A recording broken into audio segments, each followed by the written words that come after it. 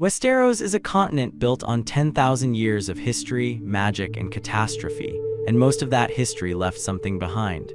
Not just ruins or old swords or family names nobody can pronounce, but actual places that break the rules of what the world is supposed to be. Places where the laws of nature get a little fuzzy, where the cold never stops, where children carved faces into trees before humanity even had a written language, where the dead walk and the land itself seems to push back against anyone who wanders too far in. These aren't just dramatic backdrops for political drama. These are genuinely strange corners of existence that no one fully understands, not the maesters, not the lords, not even the people who live near them. We're going to go through the 8 weirdest places in Westeros, from the merely unsettling to the cosmically inexplicable. Some of these you've seen on screen, some are deep lore that the show barely touched. All of them have something wrong with them in a way that rewards a closer look. Harrenhal isn't weird the way a haunted house is weird. It's weird the way a place that was specifically destroyed by something impossible is weird, and then inexplicably kept being occupied by people who kept dying anyway. Harren the Black spent 40 years building it, the largest castle ever constructed in Westeros, with towers so tall they literally scraped the clouds, walls so thick an army could walk along the top, a great hall so massive it could seat 1,000 men at the long tables. Harren poured the wealth of the entire Riverlands into it for his entire reign, draining his kingdom to erect a monument to his own power. He finished it on the exact same day Aegon the Conqueror landed at King's Landing. Within a week the dragons came. Balerion the Black Dread, the largest dragon that ever lived, melted Harrenhal from above. The stone didn't shatter. It didn't crumble. It melted and then resolidified in twisted, warped shapes that still stand today because dragonfire apparently burns so hot that the stone itself becomes something else. The towers of Harrenhal look like they were made of wax and held too close to a flame. Melted stone frozen in mid-drip, windows warped into irregular shapes, walls slumped and groaned into curves that shouldn't be structurally possible. It is architecturally the result of the most intense heat ever applied to a human structure, and it is enormous, so there's a massive amount of this warped stone everywhere you look. That alone would make it weird, but the genuinely strange part is what happened after. Harrenhal is cursed in a way that is not metaphorical. Every single house that has held it since the conquest has been destroyed. House Harren obviously went extinct in the fire that killed Harren and his sons. House Coheries died out completely. House Harroway wiped out by Meager the Cruel. House Towers barely lasted a generation. House Strong destroyed by fire and scandal and murder. House Lothston went mad and was exterminated. The Lannisters held it briefly and wanted nothing to do with it. It passed a house went just before the events of the main series, and they died too, every occupant. Gone. The castle devours its holders with a statistical consistency that has led to its reputation as the worst seat in Westeros, a prize that is actually a death sentence, a castle so magnificent and so enormous that it comes with a curse baked into the melted stones. Nobody lives there comfortably. It requires a garrison the size of a small army just to maintain, costs more to run than it generates in value, and something about the place seems to corrode the sanity and luck of everyone stationed inside it. Harrenhal is the monument Harren the Black built to his own greatness, and it became his funeral pyre, and then kept burning through everyone else who tried to claim it. The Wall gets all the attention. Everybody talks about the Wall, the massive 700-foot ice structure stretching across the continent. But the actual weird geography north of the Wall doesn't get nearly enough credit for how cosmically unsettling it is. The Fist of the First Men is a hill shaped like a clenched fist rising out of the haunted forest north of the Wall, where the Night's Watch established a ranging camp. The shape is too regular to be natural. The First Men built earthworks and defensive structures on top of it thousands of years ago, making it a fortified position before the Wall even existed, which means the Night's Watch was using a fortification that ancient people built to defend against something that predates the Watch itself.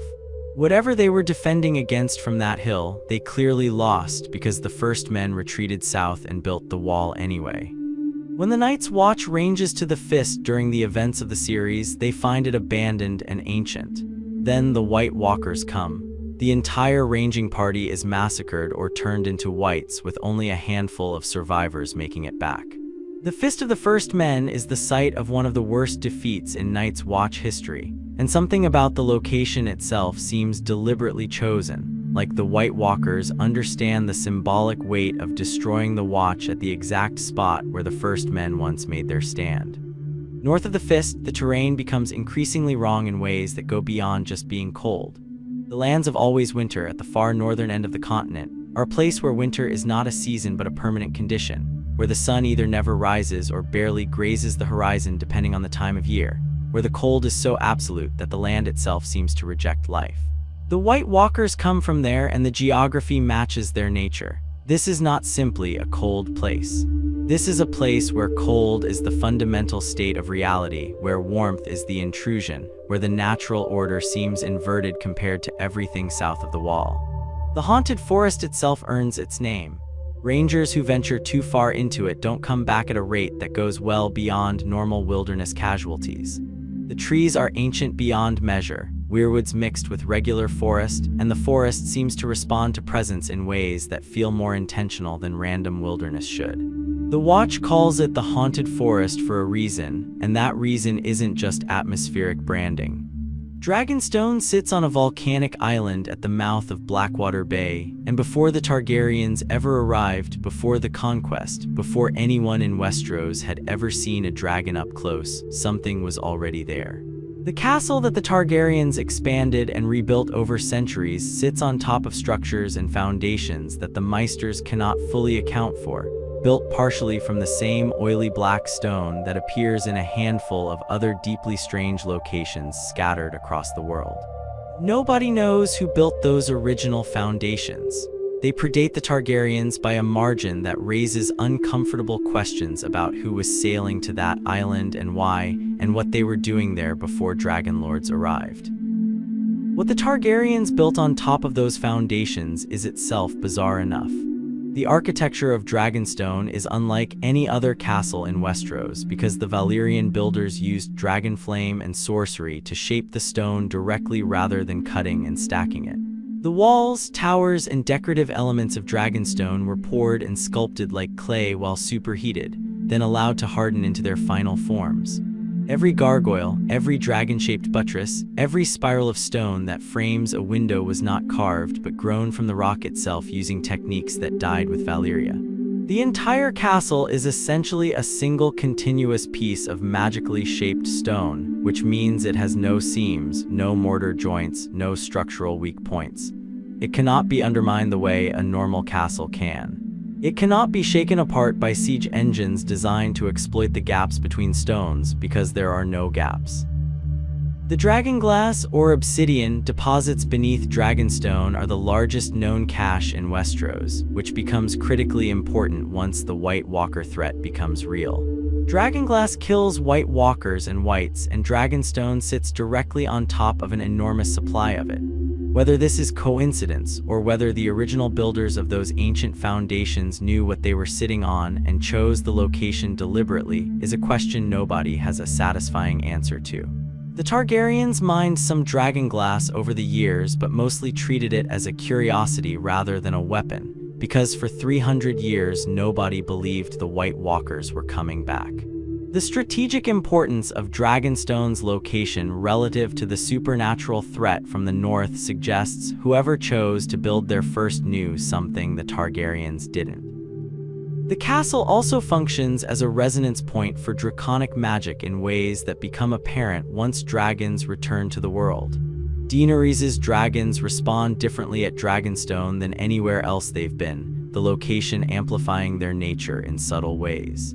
The throne room, the chamber of the painted table, the ancient rooms carved into the volcanic rock beneath the main structure, all of it feels saturated with magic that has been accumulating since the first stones were laid. When Jon Snow and Daenerys meet there for the first time, they're standing in a place where the magical history of Westeros is physically present in the walls around them, and neither of them fully understands what they're standing in.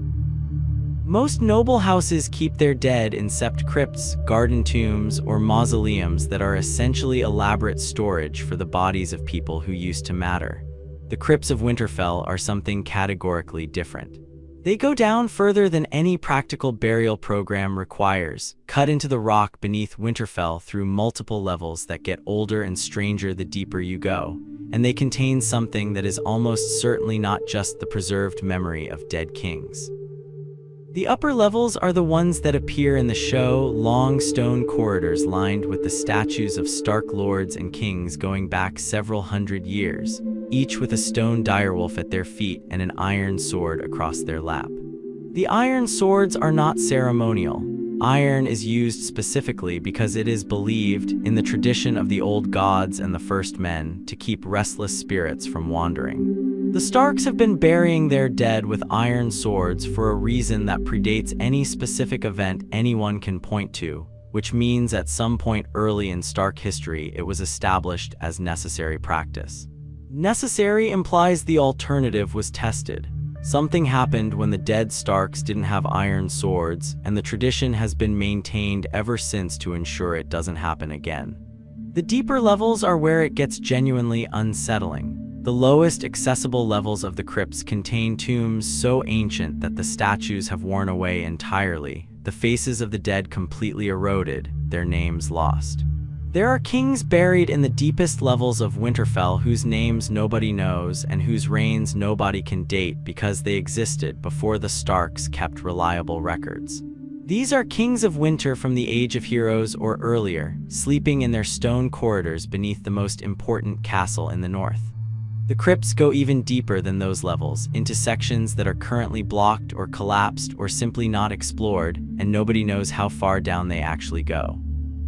During the long night battle in the show, the Night King raises the Stark dead from the crypts, which creates chaos during the exact moment when the living defenders needed the crypts to be a safe refuge.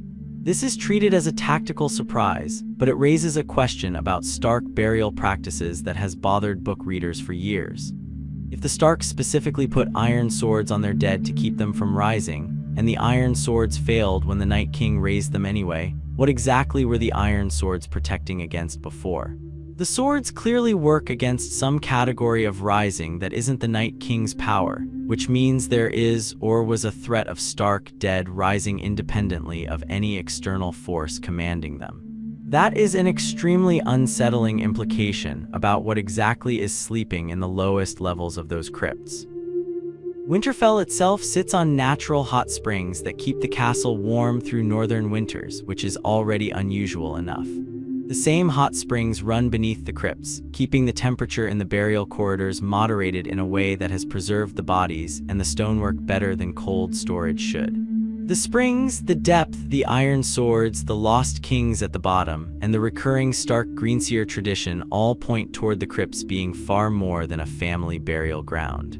They are the oldest continuously maintained structure in the north, and whatever they are maintaining guard over in the deepest levels has been there since before the wall was built.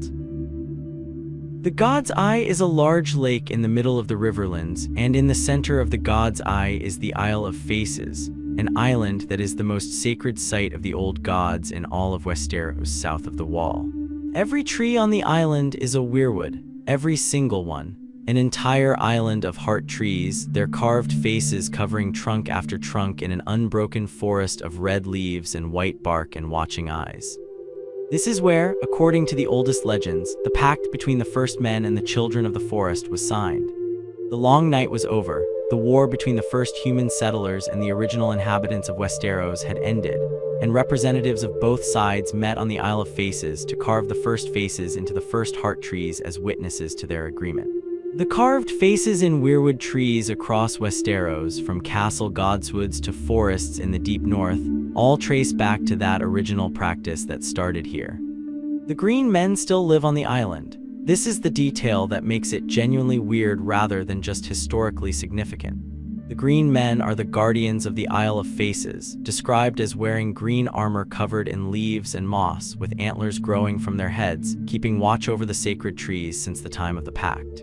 Nobody knows exactly what the green men are, whether they're human, children of the forest, something in between, or something else entirely. They don't come to the mainland. They don't interact with the lords and kingdoms whose wars constantly sweep through the Riverlands. They just remain on the island, keeping the weirwood forest, maintaining a presence that has persisted through 10,000 years of history without apparently changing. The maesters acknowledge the Isle of Faces but don't investigate it. Nobody visits. Nobody governs it or claims it. The various lords of the Riverlands who have fought over every other piece of land in their region have apparently never tried to occupy the island or remove the Green Men. There's an unspoken agreement across many generations that the Isle of Faces is not the kind of place you claim or conquer, and that the Green Men are not the kind of entity you challenge. This agreement has held for 10,000 years, which says something about what happens when people try to break it. The Weirwood Network, which connects all heart trees and allows beings like Bran to see through them across time and distance, has one of its oldest and densest nodes here. The Isle of Faces is essentially a server farm for the consciousness of the old gods, a concentration of weirwood eyes and stored memory so dense that the green sight possible from this location would be extraordinary. Whatever the Green Men are, they're sitting on one of the most powerful magical locations on the continent and have been doing so continuously since before history. Storm's End looks like a normal castle from a distance. A massive drum tower on a cliff over Shipbreaker Bay, seat of House Baratheon, ancestral home of the Stormlands. It is not a normal castle. It is a castle that should not physically be able to stand in the conditions it stands in, and the reason it can stand there goes back to its impossible origins. The storms in Shipbreaker Bay are among the worst natural conditions in Westeros. The bay is named for what it does to ships. The cliff on which Storm's End sits takes waves and winds that would shatter normal fortifications within decades. Storm's End has stood there for thousands of years. The reason, according to every maester who has examined the structure, is that the mortar and stonework of the drum tower was laid by a genuine sorcerer, Durin Godsgrief, the legendary king who supposedly built 7 versions of the castle before the gods relented, or before he got the magic right, depending on which version of the story you believe. Durin Godsgrief is one of the founding legends of Westeros, a king from the Age of Heroes who married Elene, the daughter of the god of the sea and the goddess of the wind. Because their daughter married a mortal, the sea and storm gods destroyed every castle Durin built, killing his family and his people in each catastrophe. Durin kept building 7 times. The 7th version, the one that still stands, was built with help from a boy who would grow up to be Bran the Builder, the same legendary figure who raised the wall and founded House Stark. What they built together was a structure that the storm gods could not destroy, which means they built something that transcends normal construction. The seaward wall of Storm's End has no windows and no gates. It is a single continuous curved surface of perfectly fitted stone that deflects wind and water in ways that modern builders cannot fully explain. Maesters who have measured and analyzed the drum tower have concluded that it is simply better constructed than any other fortification in Westeros, using techniques that have been lost, possibly magical in nature, that allow it to distribute stress from storm impacts in ways the physics of normal masonry cannot account for. During Robert's Rebellion, Stannis held Storm's End through a siege that should have starved the garrison to death. Davos Seaworth smuggling onions in kept them alive, but the reason the Loyalist army couldn't batter or storm the walls was that Storm's End genuinely cannot be taken by direct assault. The castle itself is a magical artifact disguised as military architecture, and the storms around it are almost like a feature rather than a hazard, a permanent defensive barrier maintained by whatever sorcery is baked into the walls. The wall has 19 castles along its length, but most of them are abandoned because the Night's Watch shrank from a force of thousands to a few hundred men over the centuries. The Nightfort is the oldest and largest of all of them, and it is the one that accumulated a collection of legends so dark and so specific that even hardened rangers don't like to stay there. The Nightfort was the original seat of the Night's Watch, used continuously for thousands of years before being abandoned in favor of Castle Black. In those thousands of years, it hosted or originated more dark legends than anywhere else along the wall. The Rat Cook, a man who served a king the flesh of his own son baked in a pie, was punished by the gods and transformed into a monstrous rat that could only eat other rats, who is said to still haunt the Nightfort's kitchens. The Night's King, the most infamous commander in Watch history, supposedly the 13th Lord Commander, gave his soul to a female White Walker and ruled the Watch as a tyrant for 13 years before being brought down by a combined force of Starks and Wildlings. Some versions of the legend place his seat at the Nightfort.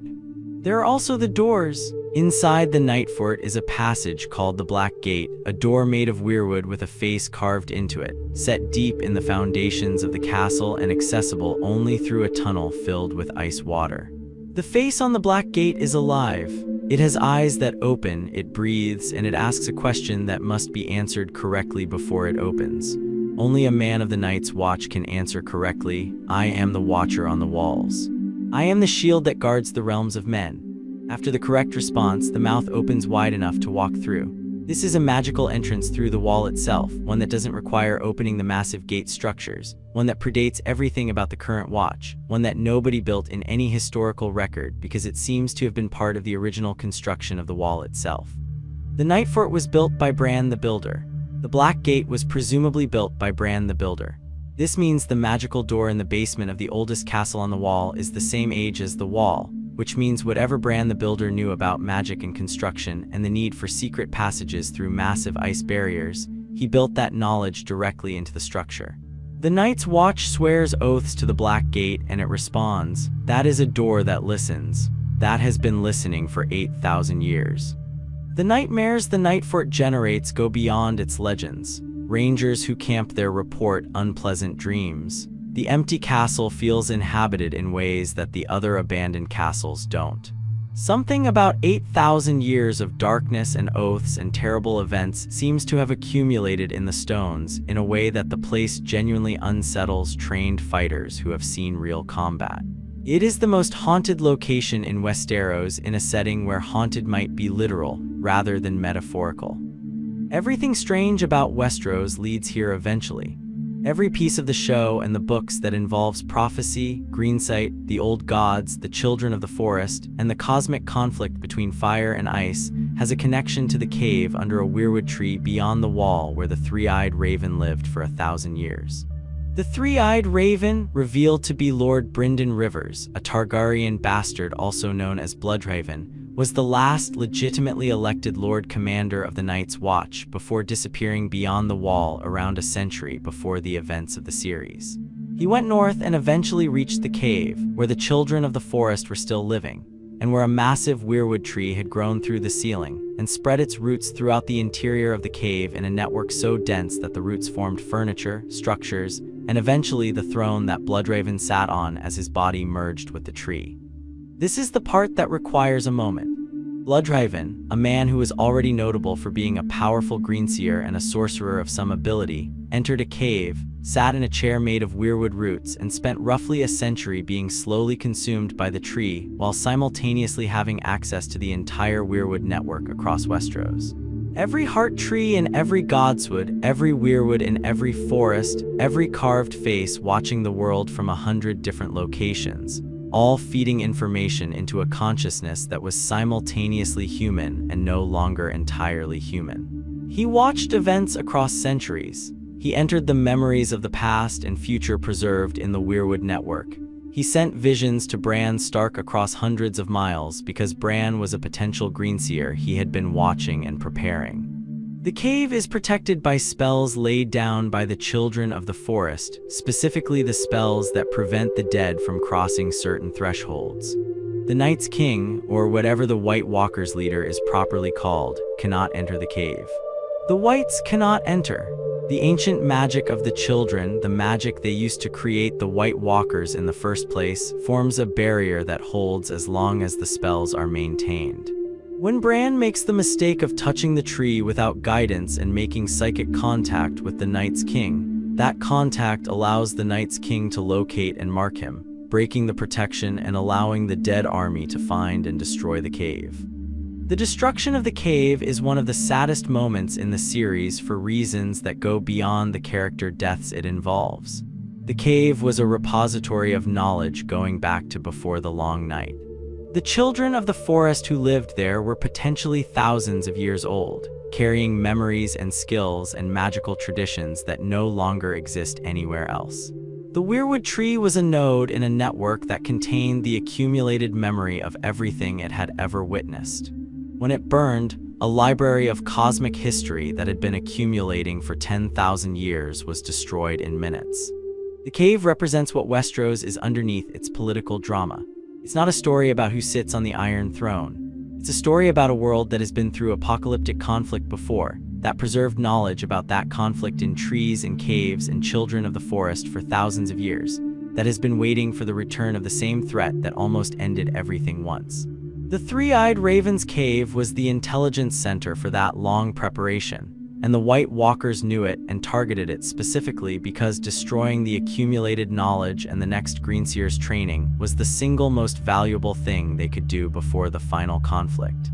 Westeros is full of strange places, but most of them are strange because of what humans did there or what happened to them. The Three-Eyed Raven's Cave is strange because it exists at the intersection of the world's most ancient magic, the deepest cosmic conflict, and the question of whether any of the preparations made over 10,000 years were actually sufficient for what was coming. So there are 8 of the strangest, most cosmically weird places in Westeros. From the cursed warped stone of Harrenhal to the living door in the Nightfort's basement, from the iron-sworded dead sleeping in the bottomless crypts of Winterfell to the island of watching faces in the center of the God's Eye, the continent is full of locations where normal rules either bent under pressure or never applied to begin with. What's interesting when you look at all of them together is that the weirdness isn't random. Every one of these places is strange because something happened there, or because something is actively happening there, or because something was deliberately built there to be strange. Harrenhal is cursed because dragonfire destroyed something fundamental about the location. Storm's End defies physics because magic was used in its construction. Dragonstone was shaped by sorcery and sits on top of foundations nobody can explain. The Crypts of Winterfell go deeper than any burial program requires and contain kings whose names are completely lost. The Nightfort has 8,000 years of darkness and oaths baked into its stones. The Three-Eyed Raven's Cave was a deliberate construction of the children of the forest as a defense against the Long Night's return. Westeros isn't a world where magic is something that happens to regular places and makes them briefly unusual. It's a world where magic left permanent marks on geography, where the past is physically embedded in locations and structures, where the stones and trees remember things that the people have forgotten. The weirdest places in Westeros are weird because they're the most honest about what the world actually is underneath the politics and the wars and the seasons. The maesters want to explain all of it away. The ravens and the grayscale and the strange stone and the impossible fortifications can all be explained naturally if you squint and ignore enough evidence. But the places refuse to cooperate with that explanation. The wall is too big to be just a wall. The Isle of Faces is too consistently avoided across too many generations for there to be nothing there. The Nightfort's Black Gate is too specifically magical for it to be coincidence. Westeros built these places on top of truths it mostly forgot, and the places have been insisting on those truths ever since.